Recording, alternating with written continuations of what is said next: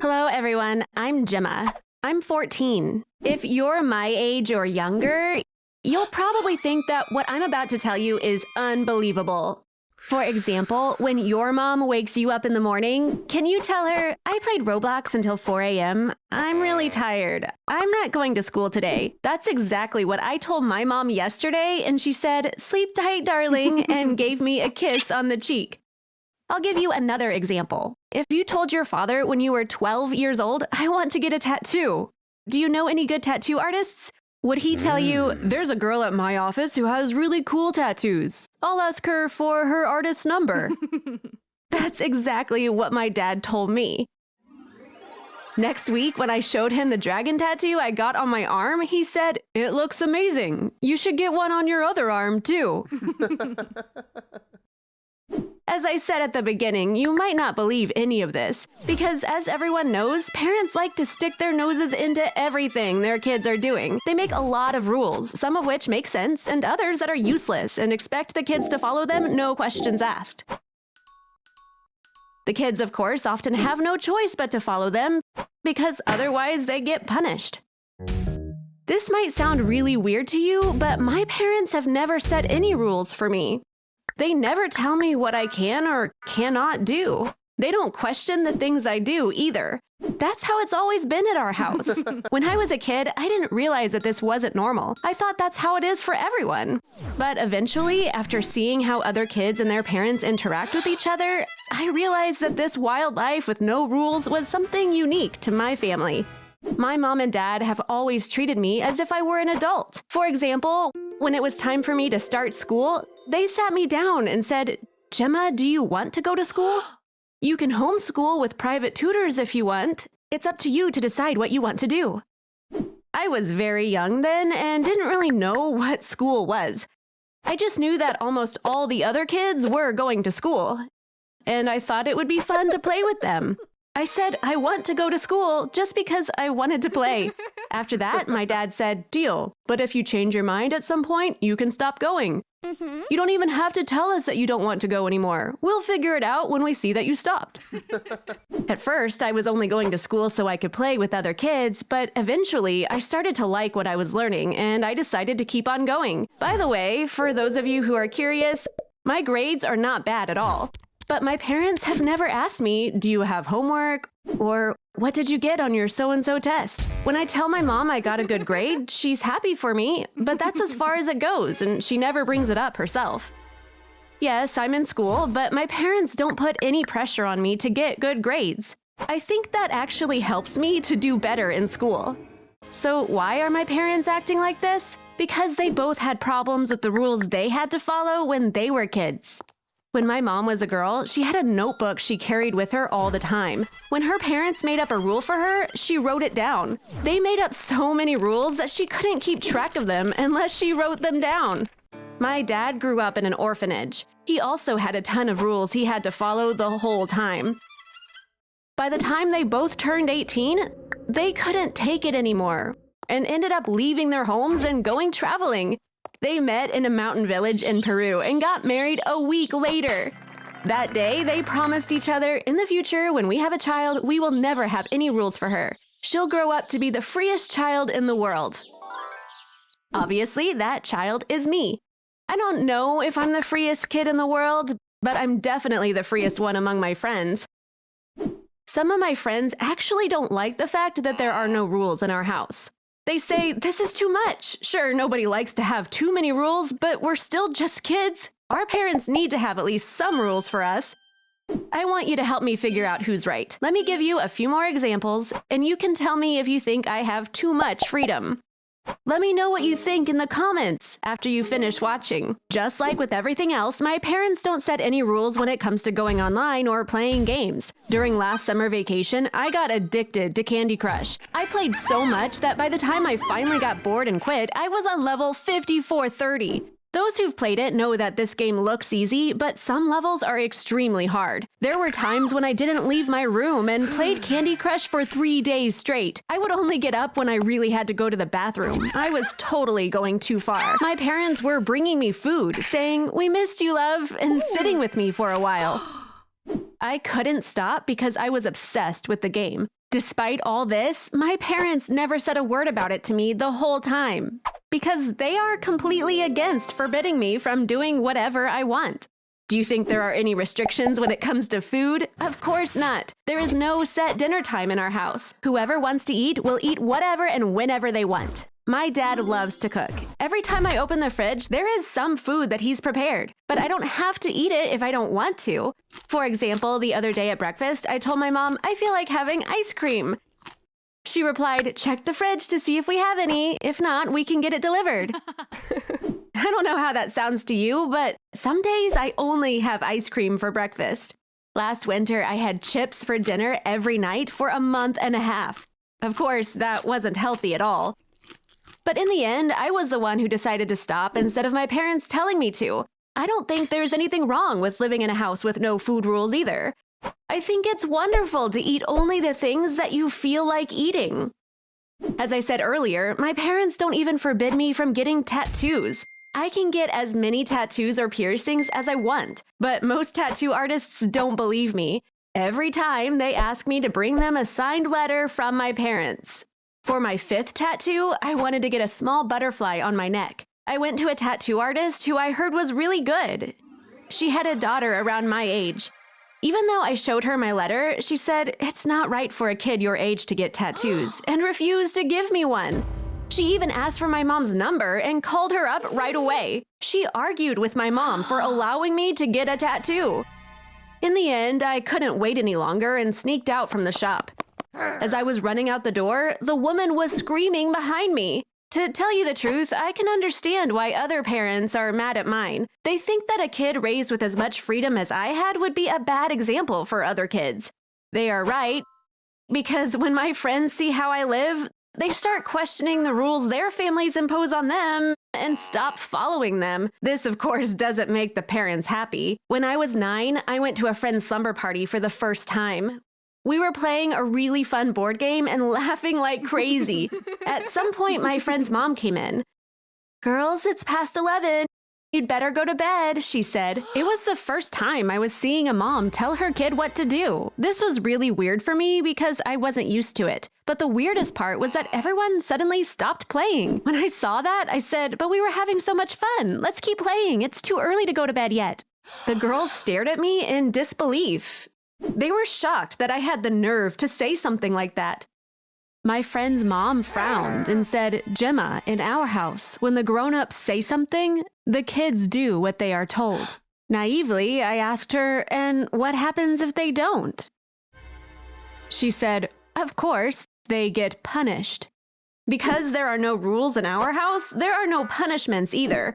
When my mom said they get punished, I didn't even know what she was talking about. Even though it's been years since this happened, I still can't wrap my head around the concept of punishment. One time, I made plans to go to the movies with a friend. When I called her, she said, "I can't make it, I'm grounded. I can't leave my room this weekend." I asked her why. She had asked her dad, "My allowance is too low, could you raise it a little bit?" For some reason, her dad got super angry and grounded her for the whole weekend. I think it makes no sense that parents see it as their right to punish their kids. Grown-ups think they are the boss of the house, and unfortunately, kids often accept that without any objections. Now you know my story. Would you like to grow up in a house where you are free to do anything? Or do you think having no rules is not a good thing? I'm really curious about what you think. Please let me know in the comments. Thank you so much for listening to me. See you. Hi, I'm Bailey. I'm 18 years old. I've lost 160 pounds in the last 2 years, and now I look like this. It wasn't easy at all. There were many obstacles I had to overcome. Unfortunately, one of them was my twin sister, Summer. I'm going to tell my story from the beginning and hope it will inspire anyone who wants to lose weight. Summer and I are identical twins. Even though we look the same, our personalities are complete opposites. For example, I'm a total introvert. I like spending time on my own. Summer, however, likes to socialize. She always has people around. I'm not ambitious at all, but Summer is very competitive. She doesn't like to lose even when she's playing a game. I'm quite messy. Summer is super neat and organized. I'm always late to places. She is always on time. Even though we're twins, we're not the two halves of the same apple. We're more like apples and oranges, totally different people. One thing we're really different in is appetite. You know how they say that some people live to eat and others eat to live? I belong to the first group because I live to eat. I think about what to have for dinner while I'm having lunch, while Summer only eats what she needs to live. In fact, she often forgets to eat. She gets full really quickly, so she's always the first to leave the table. As you can guess, I've been overweight since we were babies, and Summer has been skinny. In primary school, nobody believed we were twins. "Impossible! You can't be twins! You must be 3 or 4 years older," they'd say. I'd like that they thought I was older. I'd piss Summer off saying, "I grew up, but you're still a little girl." When we started middle school, I was really heavy for a kid that age. Summer weighed 75 pounds while I weighed 165. After several negative experiences, I learned that being overweight wasn't something to be proud of. Being humiliated for my appearance had become part of my daily routine. The boys in class came up with new insults every day. When I got home, I'd go straight to the bathroom and cry. The worst was when Summer joined in and started making fun of me too. During every meal, she'd say something to upset me. "Watch out! Don't eat the plate! I can't believe that you can still fit into a chair. Eat a bit less so that kids in Africa can get some food." She became crueler towards me as time passed. She was ashamed of me and made it known at every opportunity. My life became even harder without my sister's support. I didn't have any friends. I was already an introvert, and this made me totally asocial. You must have heard that twins have a really strong bond. I felt this bond deeply, and I loved my sister so much. Sadly, Summer felt differently. I used to think that she loved me too. I thought, she's ashamed of me because I'm obese. She rejects me because she doesn't want to be associated with me. Maybe that was true in the past, but she'd changed. It was obvious from everything she did that she hated me. The girl who was constantly humiliated, who nobody wanted to be friends with, was her twin. Honestly, I could see where she was coming from. It was normal for her to hate me, because even I hated myself. If you had so many issues, why didn't you try to lose weight, you might ask? You're right. I should have lost weight. I knew that. I went on countless of diets from childhood. None of them lasted longer than a day. I'd attack food the moment I got hungry. Now when I look back, I can tell that it was totally normal, because food was my escape. I only felt happy when I was eating. I had a terrible life. If I didn't have the joy of eating, I'd have nothing left. That's why I couldn't stop eating. Actually, I was depressed. Eating uncontrollably was my antidepressant. So how did I manage to lose weight? Remember how I said I'm always late to places? It's hard to believe, but that's how I made the decision that changed my life. Every time I tell this story, first I cry and then I laugh. Let's see if the same will happen now. I was turning 16 that day. Of course, it was Summer's birthday too. My grandparents were coming over. In the morning, my mom had said, "You need to be home by 5. That's what my mom always does. Every year, she makes our birthday party a surprise. She doesn't mention the party. She just tells us what time we need to be home. For the past 3 years, Summer and I didn't get each other presents. It's like we had a silent agreement. We had stopped buying presents to each other. But this was different. I'm sure Summer didn't remember, but we had promised each other years ago. We were in kindergarten then. One day, "When do you think we'll be adults?" Summer had asked me. We knew that Mom was pregnant with us when she was 18. So if 18 was the age to be a mom, then 16 would be the start of adulthood. This meant our childhood would be over at 16. So we'd need to buy each other adult gifts. And what is an adult gift? Flowers, of course. Dad always got Mom flowers on special occasions. Mom loved them. That meant adults loved flowers. Since we were going to be adults at 16, we decided we should buy each other flowers.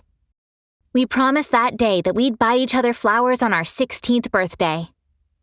Years passed by and it was time for us to keep our promise. Since I was late to everything, I bought the flower at the last minute. As I was walking towards the subway stop to go home, I realized it was already 4:30. I needed to be home in 30 minutes. I got into the subway with a huge bouquet in my hands. I was used to people staring at me because of my weight. But the stares had doubled because of the huge flowers I was carrying. It was 10 to 5 when I got off the subway. I wasn't going to make it unless I ran. When I started running with my huge body, the stares tripled. I was at the turnstile now. I was going to be away from the staring crowd really soon. I hurried towards the turnstile. Oh my God! I couldn't pass! I was stuck. Yes, I was stuck inside the turnstile. I couldn't go forwards or backwards. The people passing through the turnstile were laughing at me. Some just stopped and started watching me. I began to cry. At the same time, I was trying hard to get away. I was in such a pitiful state. Few people tried to help. A man pulled my hands while a woman pushed from behind. They managed to save me. In that chaos, the flowers got damaged and only the stems were left. I thanked my saviors. I threw away the stems. And I cried all the way home. At home, everybody was waiting for me. I couldn't tell them that I got stuck in the turnstile because I was so ashamed. We blew out the candles. Then guess what happened? Summer held my hands and took me to my room. There was a huge bouquet of flowers on my bed. She hadn't forgotten about it. I couldn't say anything. I just hugged her and cried and cried. The next day was Saturday. I didn't leave my room all day. In the afternoon, Summer came by. "Why didn't you tell me?" she asked. "What?" I said. "This," she said and showed me the video on her phone.